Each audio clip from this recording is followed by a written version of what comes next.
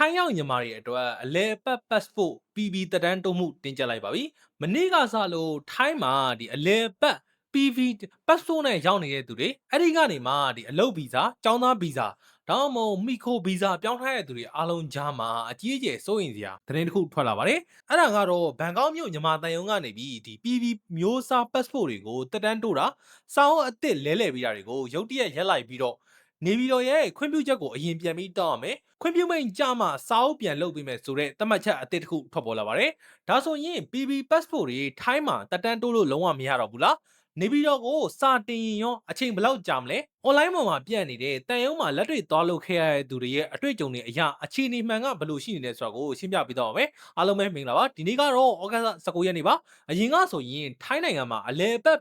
passport PB passport နဲ့ရောက်နေပြီးတော့အလုပ်သမားဗီဇာနန်းအလေးပြီးတော့နန်းပီတွေပြီးတော့ကျောင်းသားဗီဇာတွေပြီးတော့မိခိုဗီဇာတွေကင်ထားတဲ့သူတွေက passport တက်တန်းကုန်လို့အစ်စ်လဲချင်ရင်ဘန်ကောက်ကမြန်မာတန်ရုံးမှာပဲနေချင်းပြီးအလွယ်တကူပဲpassport တက်တန်းကိုပြောင်းလဲလျှောက်ထားပြီးတက်တန်းတိုးလို့ရခဲ့ပါတယ်။ဒါပေမဲ့မနေ့ကဩဂတ်စ်18ရက်နေ့ညနေပိုင်းကစပြီးတော့ PB တွေကိုချက်ချင်းစာအုပ်အစ်စ်လဲမပေးတော့ဘူးဆိုတဲ့သတင်းတွေထွက်လာပါတယ်။ဩဂတ်စ်19ရက်နေ့မနက်ပိုင်းမှာတန်ရုံးကိုတွားပြီးတော့လျှောက်ထားခဲ့တဲ့သူတွေရဲ့အတွေ့အကြုံတွေအရ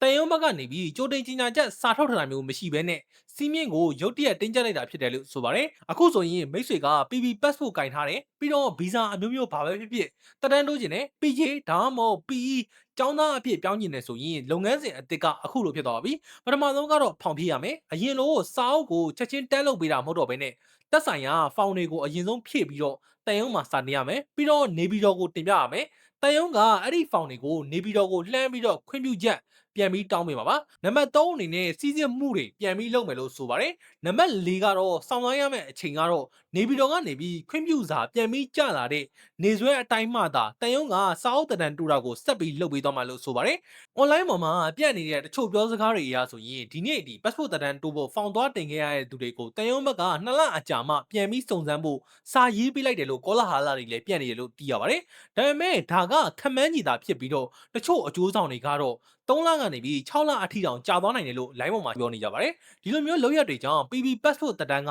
လုံးဝလုံးလို့မရတော့တာမဟုတ်ပေမဲ့အချိန်ဘယ်လောက်ကြာမလဲဆိုတာကတော့မသေးကြတဲ့အတွက်ဗီဇာတက်တန်းကုန်ဖို့နီးကပ်နေတဲ့ចောင်းသားတွေနဲ့အလုပ်သမားတွေအတွက်တခြားသောသူတွေအတွက်ကတော့အားလုံးကစိုးရိမ်စရာဖြစ်နေပါတယ်။ဒီနေရာမှာသတိထားရမယ့်အချက်ကလက်ရှိအချိန်ထိဘန်ကောက်မြန်မာတန်ယုံကဒီလိုမျိုးစီးမြင်ပြောင်းလဲမှုနဲ့ပတ်သက်ပြီးတရားဝင်ထုတ်ပြန်ချက်လုံးဝမထုတ်သေးပါဘူး။ဒါကြောင့်နောက်ထပ်အပြောင်းအလဲတွေလည်းရှိနိုင်ပါသေးတယ်။အခုဆိုရင် PB passport တက်တန်းသမားတွေအတွင်းအခက်တွေ့နေရမဟုတ်ဘဲနဲ့အလုပ်သမား passport PJ နဲ့အစိမ်းရောင် CI စာအုပ်ကင်ထားသူတွေအတွက်လည်းအခွန်ကိစ္စတွေထပ်ပြီးရှိလာပါတယ်။ပြီးခဲ့တဲ့2023အောက်တိုဘာလကစပြီးတော့မြန်မာနိုင်ငံသားတွေကတစ်လကိုဗတ်150အခွန်ဆောင်ရပါတယ်။အလွယ်ပြောရရင်အခုဆိုရင်